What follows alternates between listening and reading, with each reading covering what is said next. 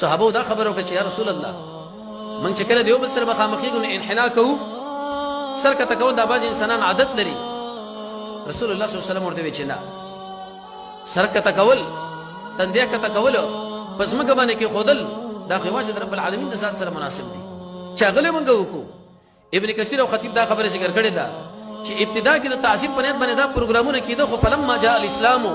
چې کله د اسلام دین راغی محمد رسول الله راغی بطل ذلک بالسلام د ټول پر سلام باندې ختم کړو نن موږ به تور مثال چا سره چې مخامخ کېږو انحنا به دون کوړتا اوس انحناګار څه کوي چې سجدي ورته خلک لګي پیرانو لا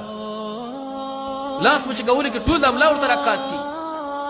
لاسونه خلا پرې د چلانی د خپل ځان ورور غرزي پیغمبر ویل چې تاسو به انحنا نه کوي کته کول به نه کوي د تندي سجده او دا شی نه قطعا حرام دي باندې خو د ایمان نخلاصيږي به په دې کې ځان سره دا مسله یاد ساتي انسان د انسان د لاس کولی اداب جایزه کې بغیر جایز درې قول به علماء لیکلي خو یو قول دا دی چې دا جایز شي لیکن مع الشرایط عادت مستمره بدانو جوړو چې امیش د پاره د حجر اسود په شړه په شړه کې د پیر صاحب د لاس نه خودلې د شیخ صاحب د لاس نه او د مشر د لاس نه ټیک دا کله وشو شو خیر دی دیم په دې کې مصافحه نه تر کېږي لاس د لاس سره ملاو ولا رسول الله صلی الله علیه وسلم فرمایي وی چې کله مسلمان د مسلمان سره مخامخ شي او لاس ته په دې لاس کې ورکی لا لاسونه دیو بل کولو کړی نه چې الله عز وجل دې ګناهونه ختم شي نو په دې لاس مچ کول باندې اسنه چې مصافحه نه ترک نشي او دریم انحناب به کې نه کېږي سرکته کول لاس به راپورته کې پورته ځاله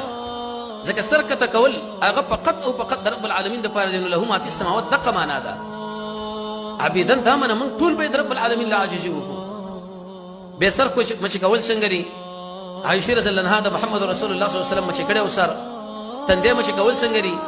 جناب نبی کریم علیه الصلاه والسلام د جعفر تندې مچ کړه لري جناب نبی کریم علیه الصلاه والسلام د عثمان بن مزعون تندې مچ کړه لري ابو بکر صدیق د محمد رسول الله صلی الله علیه وسلم تندې مچ کړه لري او د بدن بل عیسی لکه اسید رضی الله عنه د رسول الله صلی الله علیه وسلم د تشه مبارک مچ کې کلی کې کې مچ کول شتو کړي چې بده کې دوه قول دي یو قول علماء دا ذکر کړی چې او دا شته خلک رااله د پیغمبر لاسونه کې مچ کړي خو لیکن قول راځي دا چې دا ناروا دي هغه خلک چې راغلي دی هغه وخت کې هغه مان نه راوړي دیم طبعا ته چې چا په مچ کوي نو په دې وخت کې انحنا ورته راځي او دا منع د رسول الله صلی الله علیه وسلم ته منع کړی دا او دریم ابن کثیر رحمه الله فرمایي چې پاغه کې وراوي د ام ابان په نامه واغه مجهوله ده لہذا حدیث په بعد سند سره ضعیف شو